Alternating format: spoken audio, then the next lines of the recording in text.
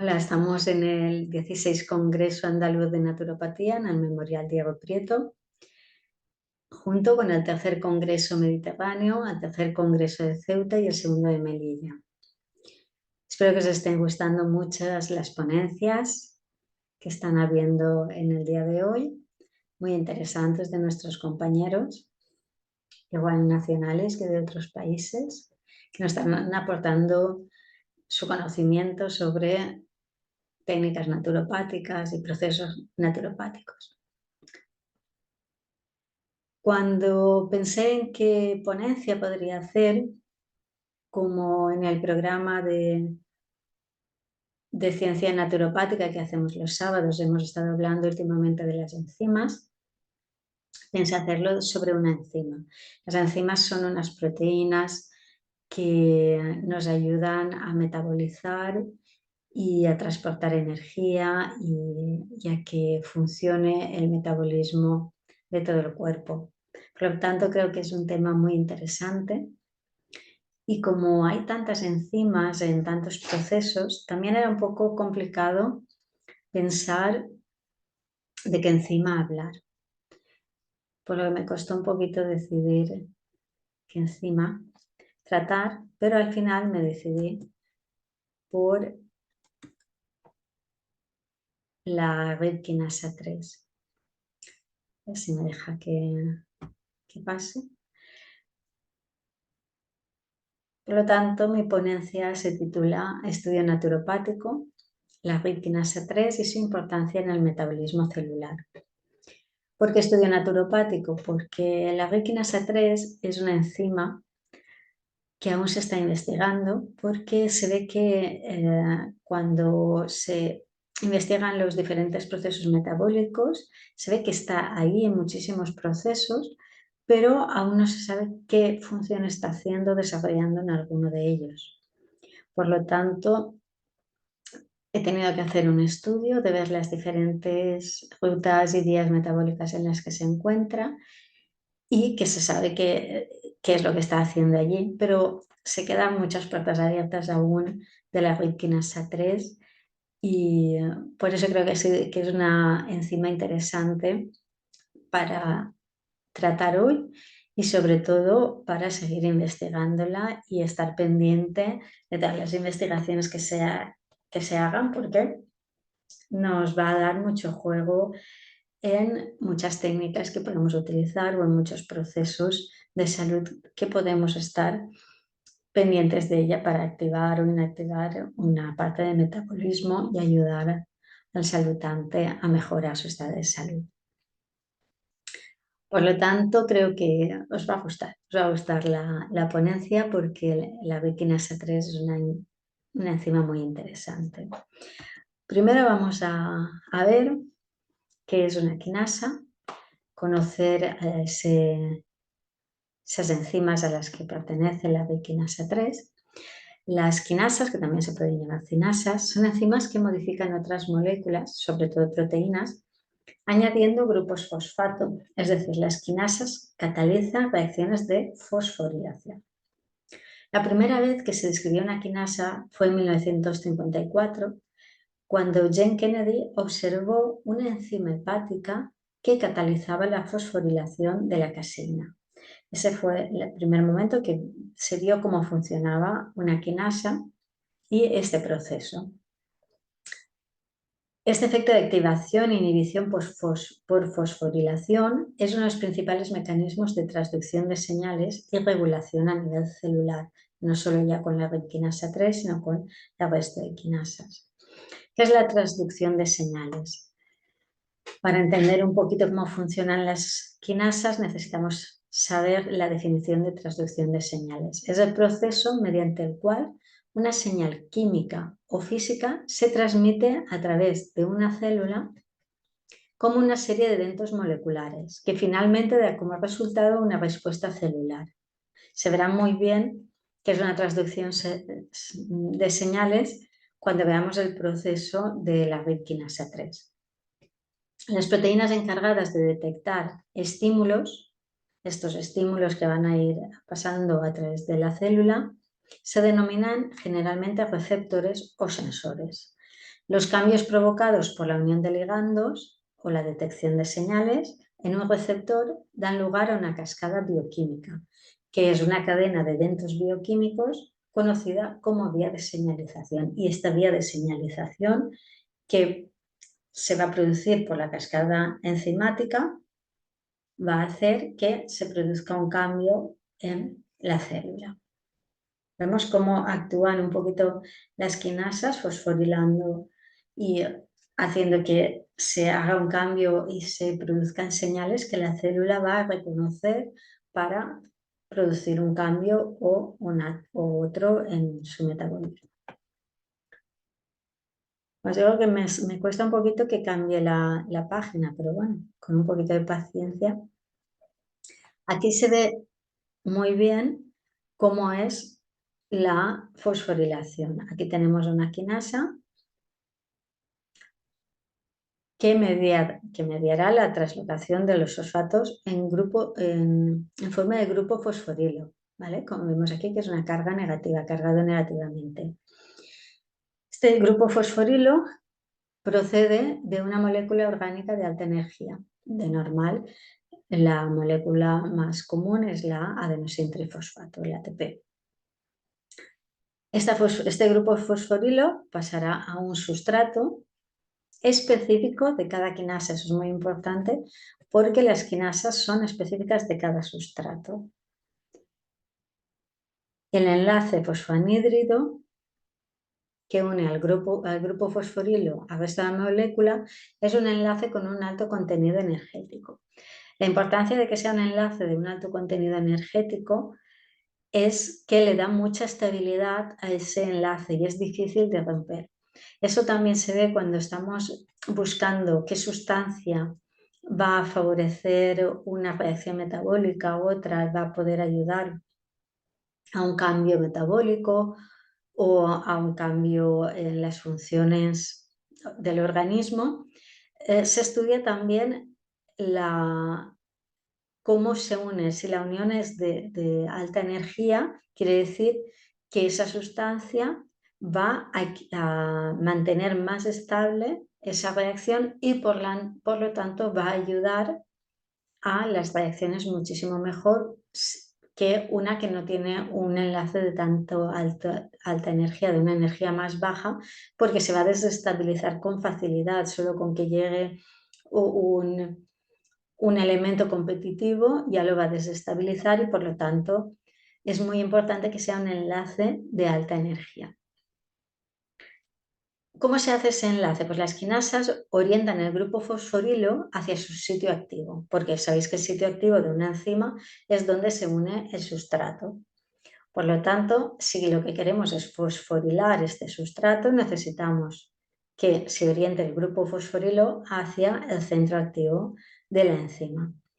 Aquí las quinasas suelen presentar aminoácidos cargados positivamente, como habéis visto, el grupo fosforilo está cargado negativamente, que estabilizan la transición de los grupos fosfato, esta carga positiva de los aminoácidos, que es negativo, mediante interacciones electrostáticas. ¿Veis lo importante que son los diferentes elementos con diferentes tipos de carga? Algunas quinasas también utilizan cofactores metálicos para coordinar la transferencia de los grupos fosfato. Pues puede ser zinc, puede ser cobre, puede ser aluminio. Otros cofactores que pueden ayudar a la transferencia de los grupos fosfato.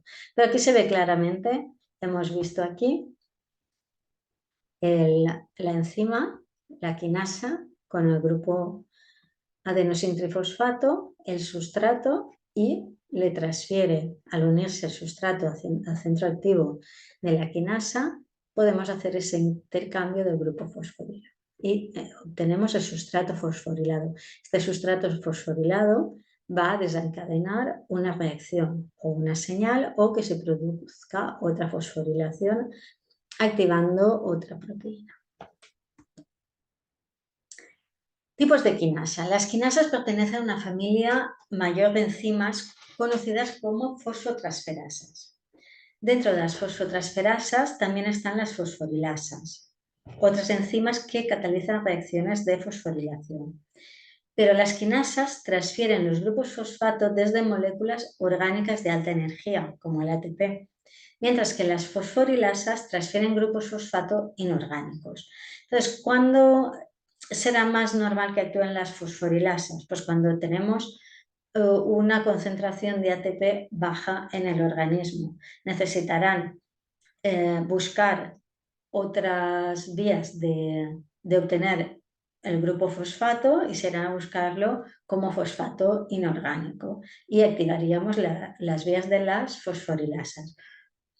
Pero lo más normal es que como en nuestro proceso metabólico lo que hacemos es obtener ATP como energía, como una molécula que guarde nuestra energía, pues es mucho más rápido, más cómodo obtener el grupo fosfato a través del adenosintrifosfato. Las enzimas que catalizan la reacción opuesta de retirada de grupos fosfatos se conocen como fosfatasas. Las quinasas pueden encontrar en casi todas las formas de vida, desde bacterias a hongos, pasando por animales y plantas. Tan solo en los humanos se han identificado más de 500 quinasas diferentes, porque son específicas del sustrato, por lo tanto tienen que haber muchísimas quinasas. ¿Y qué pueden hacer las quinasas? Pueden aumentar o disminuir la actividad de la proteína, pueden estabilizar su estructura, pueden marcar la proteína para que sea destruida, pueden marcar la proteína para su transporte a un determinado compartimento celular, pueden permitir o interrumpir la interacción de las proteínas con otras moléculas. Entonces son como marcadores que indican qué se debe hacer con esa proteína que tenemos marcadas al ser fosforiladas.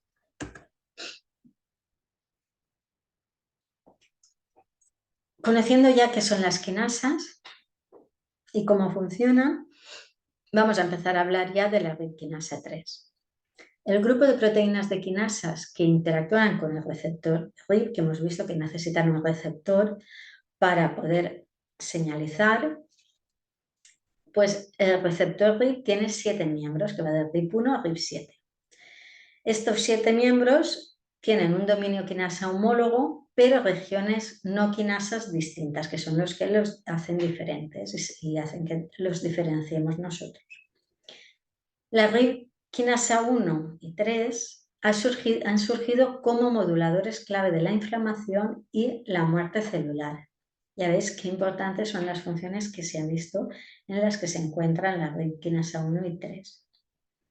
La RIP quinasa 3 interactúa con el receptor, es una proteína quinasa de serina treonina, son sus aminoácidos específicos. Como componente clave de los nucleosomas, el RIP quinasa 3 es un mediador esencial de los factores inflamatorios, como el factor de necrosis tumoral alfa y la necroptosis inducida por infección, que es una necroptosis programada, que esas dos maneras de actuar o esas dos vías que activan la RIP quinasa 3 las veremos más adelante. Además, la señalización de la RIP quinasa 3 también está involucrada en la regulación de la apoptosis, la producción de citoquinas y de quimioquinas, el metabolismo mitocondrial, la autofagia y la proliferación celular al interactuar con iofosforilar los reguladores críticos de las vías de señalización correspondientes.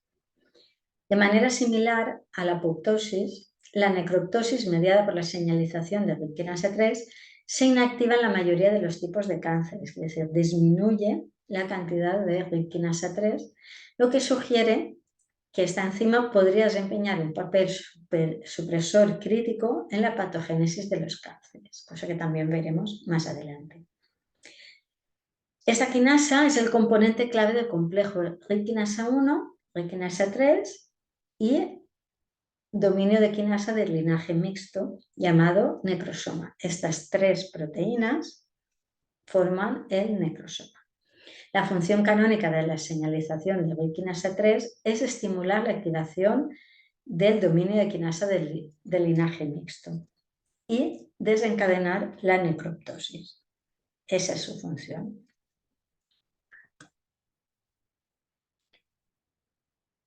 Esa es la función canónica, pero tiene funciones no canónicas, incluida la activación de inflamasomas y la producción de citoquinas. También la estimulación del metabolismo mitocondrial y la producción de ROS, así como la regulación de la autofagia y la proliferación celular. ¿Vale? La primera función que tiene y la principal es la de activar MLKL, pero después ya también actúa en todas estas vías. Además, las células que mueren por necroptosis, mediada por RIPK3, inducen reacciones inflamatorias estériles en el entorno tisular, al estimular respuestas inmunitarias tanto innatas como adaptativas. Las respuestas inmunitarias inducidas por las células necroptóticas no se limitan al tejido local, sino que pueden expandirse y provocar respuestas sistemáticas, es decir, que hacen que todo el sistema inmunológico se ponga en marcha al producirse una necroptosis por RIPK3. La RIPK3 humana es una proteína de 518 aminoácidos que contienen un dominio quinasa entre los aminoácidos 22-280 en el extremo N-terminal y un RIM, motivo de interacción homotípico RIP, desde el 424 al 469 aminoácidos en el extremo opuesto, en el C-terminal, que están unidos por un dominio intermedio. Tanto el dominio quinasa como el RIM son indispensables para la actividad de la RIP quinasa 3. RIM media la interacción de RIPK3 con otras proteínas que contienen RIM. Es la manera que tienen de unirse y de estimularse. Si la otra molécula no tiene RIM, no van a interactuar. Y las proteínas que incluyen RIM están la RIPK1, el adaptador que contiene el dominio TIR que induce el interferón beta y el sensor del ácido nucleico citoplasmático. La RIPK3 se localiza predominantemente en el citoplasma, pero puede desplazarse entre el núcleo y el citoplasma, depende de la función que vaya a realizar en la célula, que va a señalizar en la célula. Aquí vemos cómo sería una vía necroptótica mediada por RIPK3. ¿Vale? Hemos dicho que interactúan con el TNF-alfa, que esto lo que va a hacer es estimular el RIPK1, que por ubiquinación se va a liberar del complejo 1 y va a autofosforilar el RIPK1, RIPK3. Esta fosforilación hará que la RIPK3 se active y fosforile el MLKL. Al estar activo el MLKL va a producir la necroptosis celular.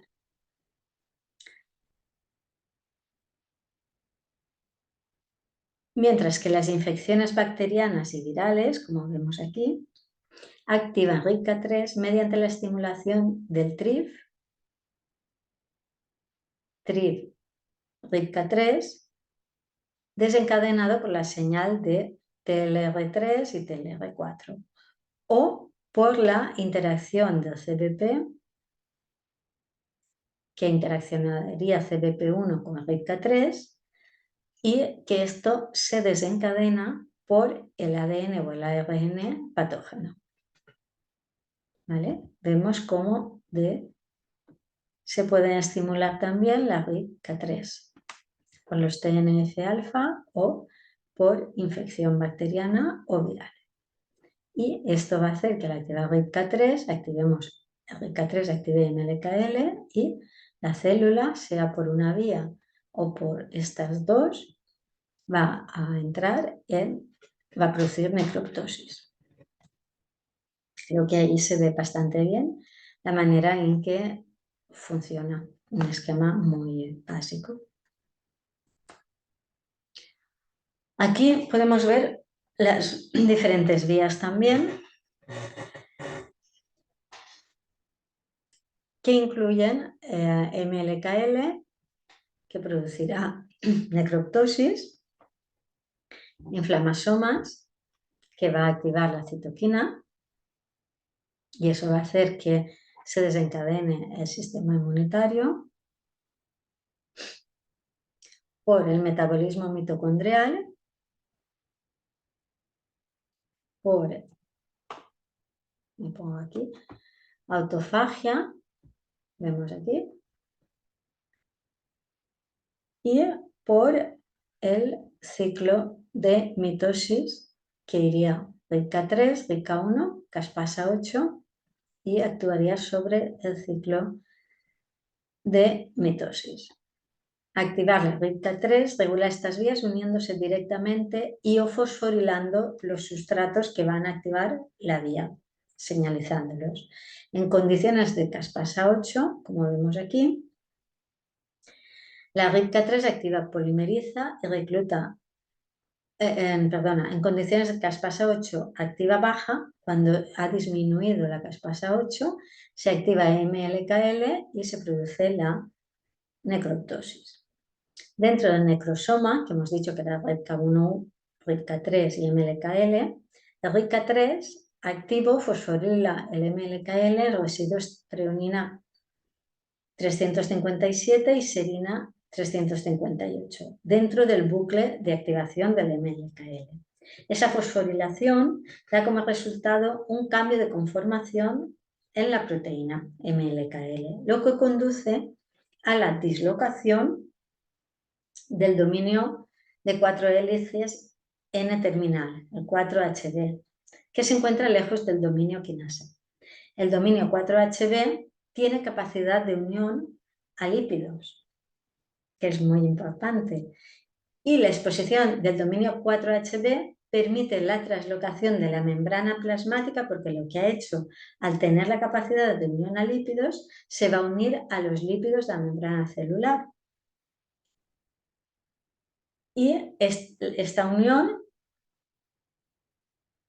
hace que exista una translocación y por lo tanto se puede ejecutar la necroptosis. Esta transformación que pasa en la membrana plasmática, a ver si me cambia y lo veis.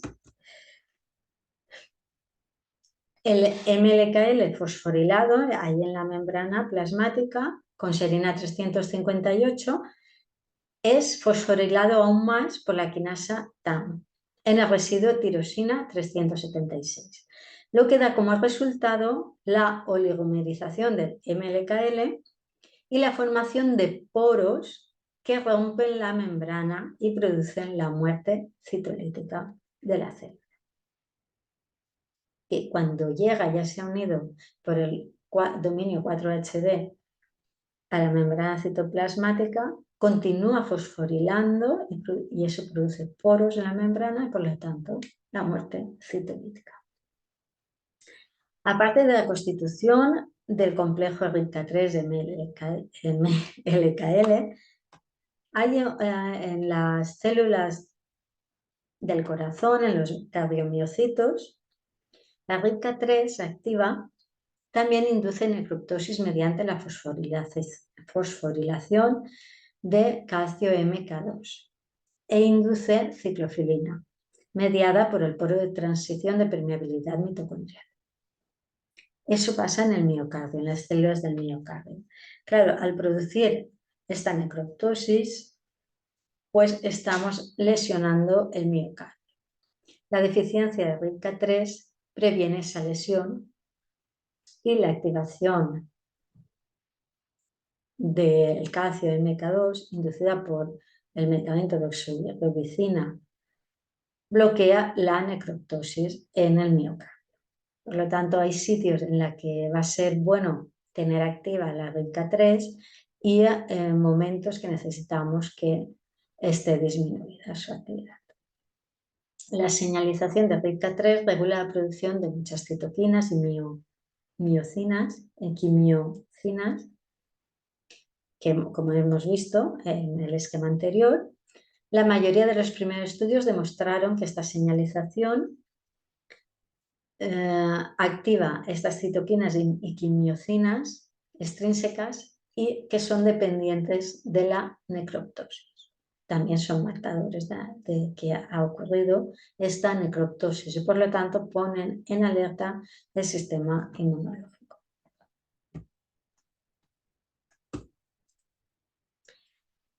El RICA3 regula el crecimiento celular controlando la progresión del ciclo celular y la división celular.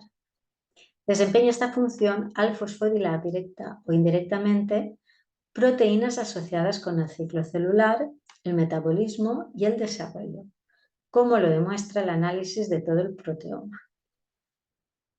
La eliminación de RICA3 provocó una detención evidente de la progresión del ciclo celular y por lo tanto de la división celular.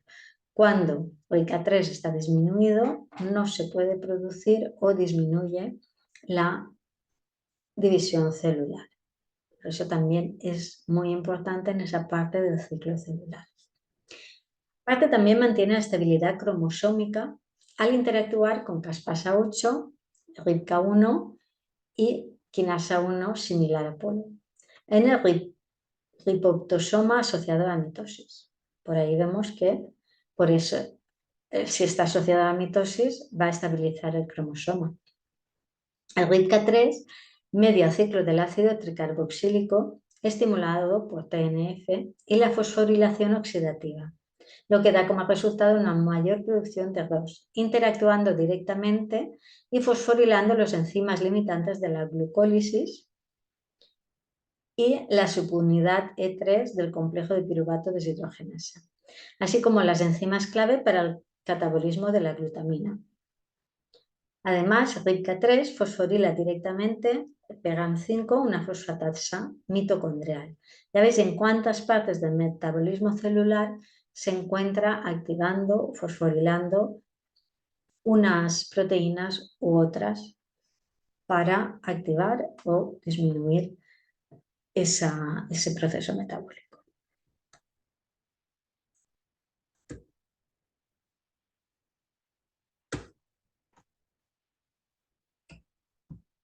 Bueno, ya veis que me cuesta un poquito pasar, ¿vale? La señalización de RIPK3 estimula la inmunogenicidad y las reacciones inflamatorias. Hemos visto que produce citoquinas y quimiocinas que van a estimular el sistema inmunitario. Vamos a ver el proceso. Las células que mueren a través de la apoptosis envían señales de cómeme a los macrófagos. Por lo que los macrófagos eliminan rápidamente las células apoptóticas y causan una influencia limitada en otras células del tejido. Es decir, nada, me ha caído, como cuando limpiamos, me ha caído una cosa al suelo, voy, lo recojo y ya está. Nadie se ha dado cuenta y no pasa nada. Eso es lo que pasa en la apoptosis. A diferencia de las células apoptóticas, las células que mueren por necroptosis inducen reacciones inflamatorias y respuestas inmunitarias significativas. Las células necroptóticas secretan cantidades sustanciales de citoquinas y miocinas que inducen a la respuesta inmunológica. La necroptosis desempeña un papel fundamental en múltiples facetas de la biología del cáncer. Como os podéis imaginar, pues se puede inducir la muerte celular, pues en la biología del cáncer deben de tener su función, incluida la oncogénesis, la metástasis del cáncer y la inmunidad al cáncer. Las células necroptóticas inducen una respuesta inmunitaria antitumoral significativa al inducir células T antitumorales mediadas por TC. Además, las células necroptóticas también estimulan las reacciones inflamatorias en los tejidos tumorales mediante la liberación de citoquinas y de DAMP, como hemos visto en el esquema anterior. Las reacciones inflamatorias pueden potenciar o reprimir un microambiente antitumoral. Es más, la señalización RIPK3 estimula la fosforilación oxidativa mitocondrial, como hemos visto antes, y otras actividades celulares. Todas estas funciones explican los roles complejos de la señalización de RIPK3 en la patogénesis de diferentes tipos de cáncer. Se han informado actividades tanto represoras como promotoras de tumores de la señalización de RIPK3. Y esto es lo que veremos. Los mecanismos por los cuales la señalización de RICA3 reprime el desarrollo tumoral incluyen matar células cancerosas a través de la necroptosis, eso es lo más directo. Inducir la vigilancia inmunológica del cáncer mediante células T. Al hacer que algunas células entren en necroptosis, pues van a señalizar esa zona y por lo tanto las células T pueden estar ahí vigilando esa zona. Secretar citocinas represoras de tumores y restringir el desarrollo tumoral al inducir el metabolismo mitocondrial y la producción de ROS, que eso va a aumentar la oxidación celular. Los mecanismos por los cuales la señalización de RICA3 promueve el desarrollo y el progreso del tumor incluyen inducir la acumulación de células mieloides inmunorepresoras como MDSC y TAM, que son macrófagos asociados a tumores, para promover que las células cancerosas escapen a la vigilancia inmunológica. Es decir, como hemos dicho antes, los macrófagos limpian y nadie se entera. Por lo tanto, como nadie se va a enterar, el sistema inmunológico no se da cuenta de lo que está pasando. Secretar citocinas promotoras de tumores e inducir angiogénesis y microambiente promotores de tumores. Tercero, promover la metástasis tumoral al inducir la muerte de células endoteliales vasculares. Y cuarto, promover la recaída del tumor al inducir la señalización de proliferación y autorrenovación. Vemos que pueden estar tanto en mecanismos para reprimir el desarrollo tumoral como en mecanismos que promueven el desarrollo y el progreso de un tumor.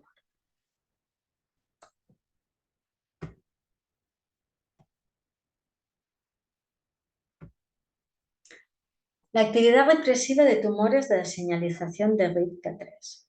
Aún no se ha informado de la eliminación o mutación del gen RIPK3 en ningún tipo de cáncer, pero se ha detectado pérdida de la expresión de RIPK3 en más de un 80% de las líneas celulares de cáncer humano. Quiere decir que en prácticamente la mayoría de los cánceres humanos la expresión de RIPK3 está disminuida. Por lo tanto, no se va a producir una necroptosis, no se va a producir una señalización, van a actuar los macrófagos y, por lo tanto, eso se ve que es más importante que esté expresada que no que esté disminuida.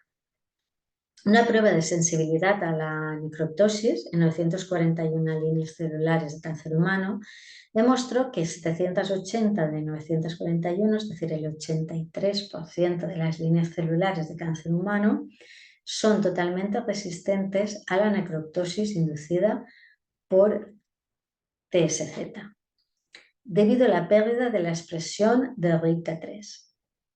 La expresión ectópica de RIPK3 o la restauración farmacológica de la expresión de RIPK3 en algunas de estas líneas de células cancerosas reducen el crecimiento tumoral in vitro y en modelos de xenoinjerto, lo que sugiere una función represiva tumoral de RIPK3. Es lo más lógico, pero ya veremos que también, ya hemos visto antes, que también puede inducir los tumores. La expresión reducida de RIPK3 se asocia con la progresión de la enfermedad y la metástasis, así como con una supervivencia general más corta. Es decir, disminuye el RIPK3, prolifera la enfermedad y la metástasis. La quimioterapia, como la gemcitabina, mejora aún más la expresión de RIPK1 y RIPK3 en las células in vivo. Por lo tanto, eso puede hacer que, aparte que se produzca más necroptosis y ampliemos este ciclo de señalización. En pacientes con cánceres de colon y estómago, los niveles más altos de fosforilación de MLKL se correlacionan con un peor pronóstico y una supervivencia general más breve.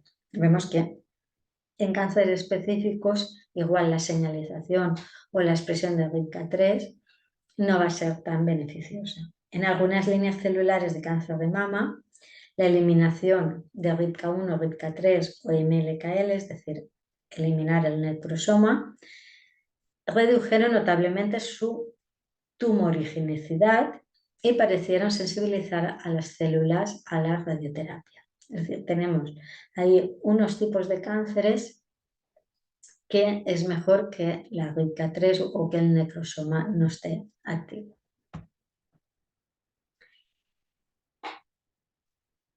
Hemos visto cómo puede actuar en cánceres, pero también hemos visto que se puede activar la RIPK3 por una infección vírica o bacteriana. Aquí es donde vamos a ver ese proceso.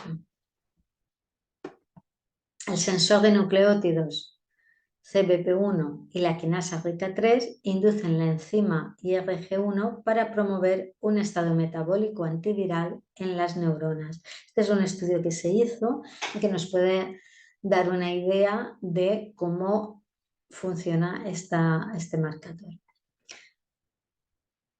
Las neuronas son células posmitóticas de larga vida y emplean estrategias únicas para resistir la infección por patógenos, mientras que preservan la función celular, porque no podemos permitir que se pare ninguna parte de nuestro cerebro y que, por lo tanto, las neuronas deben seguir funcionando.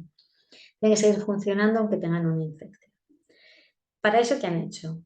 Utilizando un modelo murino de infección por el virus Zika, se identificó una vía inmunitaria innata que restringe la replicación de Zika en las neuronas y es necesaria para sobrevivir a la infección por Zika del sistema nervioso central.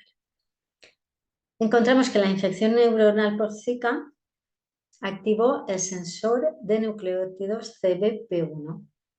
Normal, ¿no? Tenemos la infección y se activa el ZBP1 y las quinasas RIPK1 y RIPK3, componentes centrales de la señalización de la muerte celular necroptótica inducida por virus. ¿Va? Ya vemos la relación. Sin embargo, la activación de esta vía en las neuronas infectadas por Zika no indujo la muerte celular, que es el juego que hacen las neuronas. Más bien, la señalización de RIPK restringió la replicación viral al alterar el metabolismo celular. Vemos el juego que se produce en las neuronas, no induce esta activación, no induce la necroptosis, pero sí, ¿qué hace? Corta la replicación vírica. RIPK3 activa vías paralelas de necroptosis impulsadas por MLKL y apoptosis mediadas por FAT para proteger contra el virus de la influencia A. ¿Vemos? Es otra manera de actuar. No una necroptosis directa, sino vías paralelas, incluso apoptosis, que va a crear una baja inflamación y vamos a poder controlar la zona de infección. El ensamblaje impulsado por fosforilación del complejo RIP1-RIP3 regula la necrosis programada y la inflamación inducida por virus.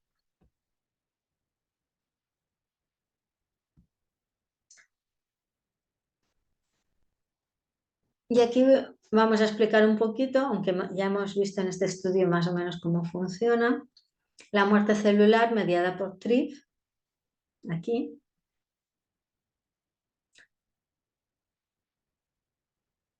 por TLR3, 4, ¿vale? Sería esta. Ya hemos visto la CBP y ahora vamos a ver la de TRIF. La célula puede sufrir la muerte celular mediada por TRIF y RIPK3 al detectar ligandos patógenos por parte de TLR3, TLR4. La señalización mediada por TRIF conduce a la activación de RIPK3 para inducir interferones del tipo 1, genes estimulados por interferón y señalización de ERK1, 2, cifosfatos y el NF-κ, que contribuyen a la señalización inducida por lipopolisacáridos. respuestas inflamatorias in vivo. Interferones y muerte celular. Los interferones tipo 1 y tipo 2 pueden inducir la muerte celular en condiciones en las que se inhiben las caspasas. ¿Vale? Lo que hemos visto antes, se inhiben las caspasas que tenemos aquí. Se elimina RIPK1 o FAT o caspasa 8. Esta muerte está mediada por RIPK3 y MLKL e inhibida por el complejo RIPK1, FAT y caspasa 8. ¿Vale? Lo tenemos aquí.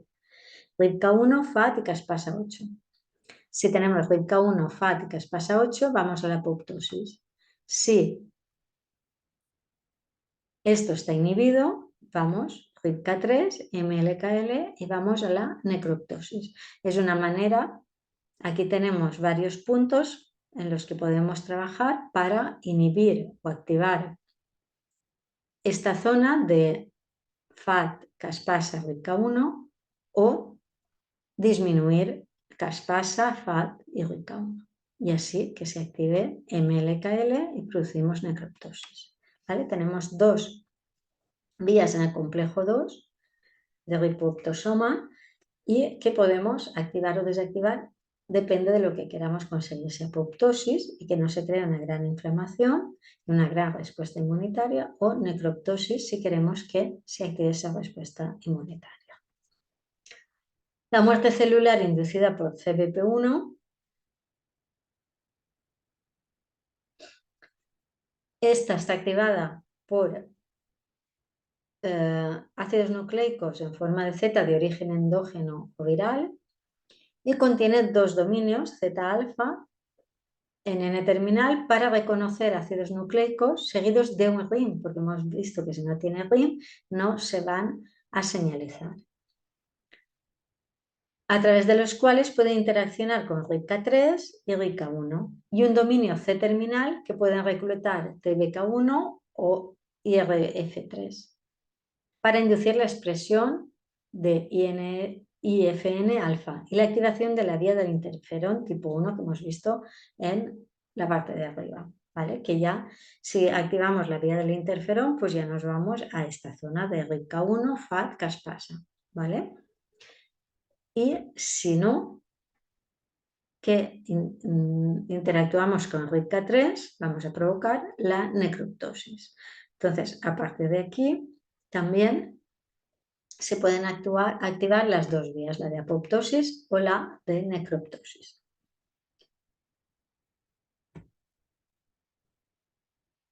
Y viendo todo lo que podemos hacer y las diferentes vías que tenemos para activar o desactivar o inhibir o disminuir la cantidad de RIPK3 o la fosforilación de RIPK3, tenemos a nuestro alcance, nos preguntamos, gracias a la naturopatía, ¿tiene alguna manera de intervenir en ese proceso y actuar en las reacciones metabólicas celulares? Pues es lo que vamos a hacer. Hemos visto que hay diferentes puntos en los que podemos trabajar para expresar más o inhibir la expresión de la RIPK3 y ver qué nos conviene más, si lo que necesitamos es que la célula entre en apoptosis o en necroptosis, o que ya no eso, sino que lo que queremos es inhibir el ciclo celular o aumentar el ciclo celular, o que no se produzca necroptosis porque estamos produciendo una lesión en un órgano. Por lo tanto, ahí tenemos que pararnos primero a pensar qué le está pasando al saltante, qué necesitamos hacer, sin mantener esas células vivas o necesitamos que entren en apoptosis o en necroptosis, si necesitamos estimular el sistema inmunológico, si necesitamos que esté en reposo y que no actúe en este momento el sistema inmunitario. Por lo tanto, antes de pensar qué solución le vamos a dar, tenemos que pensar cómo está el paciente, el salutante y qué es lo que necesitamos hacer para ayudarle. La necrosis programada dependiente de RIPK3 puede ser y es un componente importante para determinar el resultado de enfermedades virales, inflamación inducida por traumatismos, lesiones y cánceres. Vemos en qué 4 lugares podemos trabajar. La disminución de RIPK3 y MLKL en las células pulmonares mejora el síndrome de dificultad respiratoria aguda. ¿Por qué? Porque, igual que hemos visto en el miocardio, si disminuimos el RIPK3 o IMLKL, va a disminuir la necroptosis y por lo tanto las lesiones van a disminuir y va a mejorar el síndrome de dificultad respiratoria aguda porque vamos a tener menos células lesionadas. La ubiquitilación, fosforilación de RIPK1 son los puntos en donde se puede inferir para regular la expresión de RIPK3. Hemos visto que si no liberamos el RIPK1 no se va a autofosforilar RIPK3 y por lo tanto no se va a abrir esta vía de necroptosis, no se va a formar el necrosoma. Y por lo tanto vamos a ayudar a que se produzca apoptosis o necroptosis o no se produzca muerte celular, que también puede ser, como hemos visto antes. El sistema ubiquitina-proteosoma regula la necroptosis mediada por RIPK3 y puede inducir la necroptosis sin la activación de los receptores. El bloqueo del proteosoma conduce a la acumulación de RIPK3 ubiquitilado e induce también necroptosis. Aunque no se termine la vía, no se fosforile MLKL, la acumulación de RIPK3 también puede inducir a la necroptosis. La muerte depende de un RIM intacto en RIPK3, lo que sugiere que la acumulación de RIPK3 es suficiente para inducir la necroptosis por el RIM que va a activar otras proteínas que contengan RIM y pueden activar la vía necroptótica. Otro mecanismo identificado que puede inducir la necroptosis sin activar los receptores es el aumento del pH intracelular. Por lo tanto, no hace falta que se fosforile, sino que aumentando el pH intracelular, induciendo la bomba sodio de protones, media un pH intracelular más básico en respuesta al estrés osmótico. Este cambio de pH activa RIPK3 e induce necroptosis, sin el requisito de su dominio RIM o RIPK1, simplemente cambiar el pH. Vemos cómo tenemos varios puntos en los que podemos trabajar dependiendo de lo que queramos conseguir. El otro proceso en el que puede actuar la RIPK3 es en generar ROS. Las mitocondrias generan ROS como resultado de la respiración oxidativa. La interrupción de la función mitocondrial puede exacerbar aún más la liberación de ROS. Varios componentes de la transición de permeabilidad mitocondrial son sustratos de quinasas. Por lo tanto, podríamos especular que RIPK1, RIPK3 u otras quinasas posteriores pueden fosforilar componentes del poro de transición de permeabilidad mitocondrial para interrumpir sus funciones y desencadenar el aumento de ROS durante la necrosis programada. Eso va a hacer, al aumentar el ROS, esa célula necesita entrar en muerte celular y por lo tanto ese aumento nos puede llevar a una necrosis programada. Hemos visto otro tipo, pH, activación de caspasa, disminución de expresión de RIP, aumento de expresión de RIPK3 sin fosforilar por ubiquitinación y aumento de ROS por la disminución de la función mitocondrial. En esos casos podemos actuar nosotros y vamos a ver qué herramientas tenemos para poder actuar en esos puntos que podemos intentar regular al alza o a la baja. Tenemos una fórmula herbal tradicional, WIME-1, que alivia la colitis inducida por TNBS, que es un fármaco, la enfermedad de Crohn, la colitis ulcerosa y la inflamación intestinal. Al inhibir la necroptosis mediante el aumento de RIPK3 unida a O-gluconacilación. Lo que hace es unir el RIPK3 a otra molécula y por lo tanto el RIPK3 ya no puede fosforilar. La WIME-1 aumenta el nivel de esta molécula e inhibe la activación de RIPK1, RIPK3 y MLKL. ¿Por qué inhibe la unión de RIPK3 con MLKL y por lo tanto ya no se puede fosforilar, no se puede activar el dominio 4-HB y por lo tanto se inhibe la necroptosis? Aquí vemos la composición de WIME-1. Tiene varias plantas, Prunus mumen, Asarum heterotropoides, Gingiber officinale, Coptis chinensis, Angelica sinensis, Typhonium giganteum, Xanthoscillum bungeanum, Cinnamomum cassia, Ginseng radix, Philodendron chinensis. Estas son las plantas que conforman la fórmula herbal de WIME-1. Otra de las sustancias que podemos utilizar es el arteín, que es un lignano de la bardana.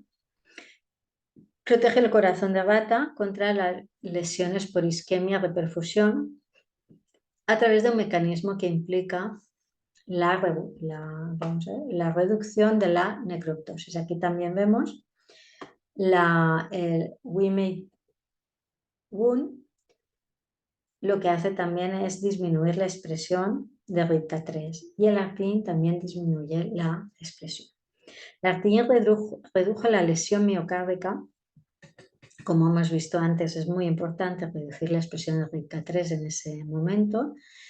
Disminuciones en el infarto de miocardio y la liberación de creatina quinasa, concomitante con una disminución en los niveles de proteínas asociadas a la necroptosis. Se vieron que las proteínas RIK1 fosforilada, RIK3, RIK3 fosforilada y MLKL fosforiladas habían disminuido. De manera consistente, la necrosis y la liberación del LDH en los cardiomiocitos se atenuaron en presencia de arteína, acompañadas de la supresión de proteínas relevantes para la necroptosis.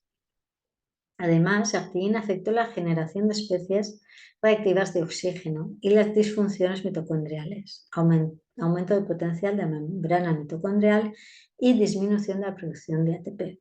Al disminuir ATP, disminuye la fosforilación. ¿Por qué? Porque las quinasas necesitan ATP para fosforilar. Vemos cómo actúa, de qué manera está inactivando el necrosoma, el arteína.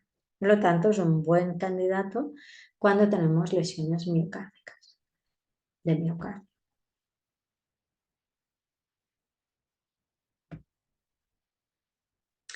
Los extractos derivados de una fórmula herbal china tradicional, el IDJ, desencadenan la necroptosis en células ectocervicales a través de la activación de la quinasa RIPK1. Esta es otra fórmula herbal china y vemos cómo actúa. Es una investigación que se hizo y el extracto de IDJ indujo la necroptosis en células ectocervicales, es decir, de células del cuello del útero, infectadas por el virus del papiloma humano, tanto de manera dependiente del tiempo como de la concentración, y sin afectar la activación de las caspasas y la elevación del nivel de especies reactivas de oxígeno, es decir, a través de la necroptosis. Además, se observó un aumento selectivo de la expresión de RIP1 en estas células tratadas con el extracto de IDJ. El ensayo de coinmunoprecipitación demostró que el tratamiento con el extracto IDJ en células ectocervicales con el virus, promovió la combinación de RIP1 con RIP3 y MLKL para formar necrosoma, lo que facilita el proceso de necroptosis. Aquí vemos que como es una infección viral, necesitamos que esté activado el proceso de necroptosis. Y con esta fórmula herbal china IDJ hemos conseguido activarla y aparte activar la necroptosis y disminuir la activación de las caspasas y la disminución de la producción de especies reactivas, los ROS.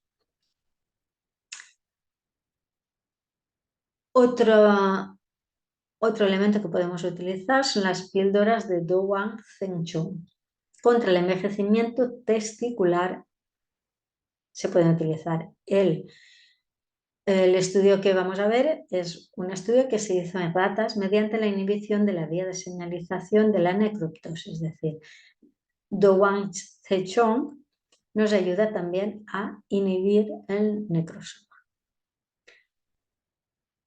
Estas píldoras mejoró la TA y su mecanismo se relacionó con la reducción de la necroptosis de las células testiculares a inhibir la activación de RIP1, RIP3 y la vía de señalización MLKL.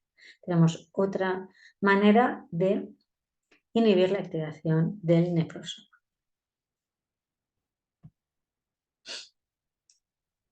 Otra sustancia que podemos utilizar es la taurina. La taurina, en este estudio se vio que atenuaba la hepatotoxicidad inducida por el ácido valproico mediante la modulación de la señalización de necroptosis mediada por RIP1, 3 y MKL en ratones.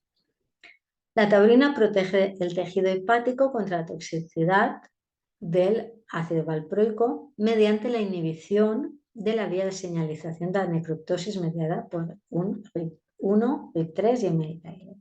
Y la supresión también del estrés oxidativo y la apoptosis, es decir, la taurina la podemos utilizar para disminuir el estrés oxidativo, la vía de necrosoma y la vía de apoptosis de caspasa 8 también.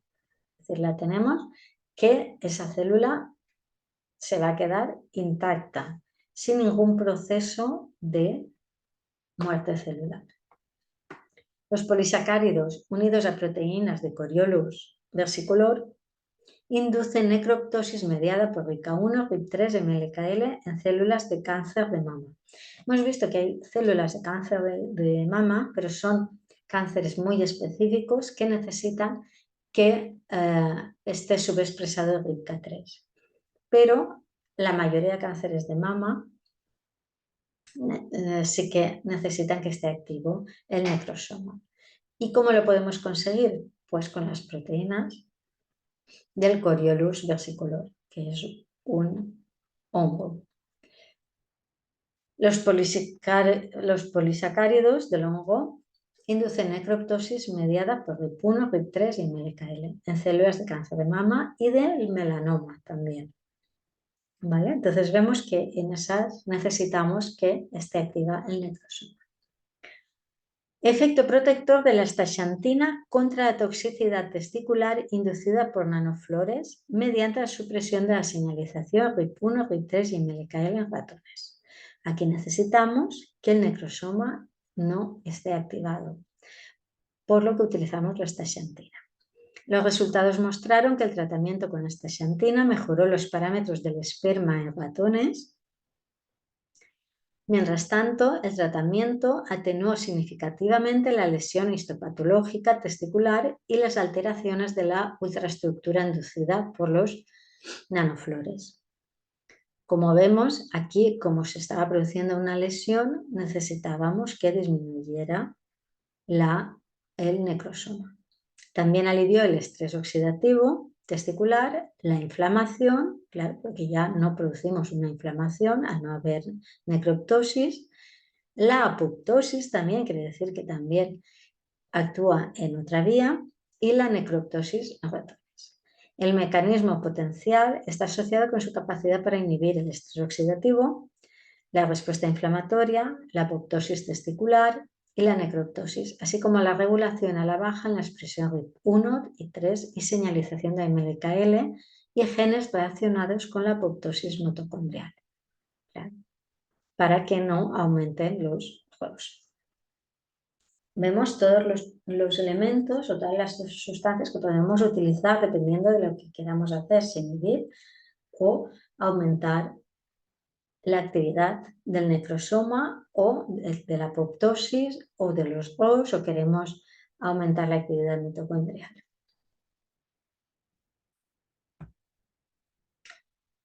Otra sustancia que podemos utilizar es la ligustroflavona, que reduce la necroptosis en el cerebro de rata después de un accidente cerebrovascular isquémico mediante la orientación de la vía RIP1, 3 y MLKL. La ligustroflavona protege el cerebro de la rata de la lesión isquémica y su efecto beneficioso está relacionado con la prevención de la necroptosis a través de un mecanismo que involucra la orientación de RIP1, RIP3 y MLKL. Hemos visto que siempre que hay una lesión tenemos que disminuir la necroptosis para que se mantengan las células intactas.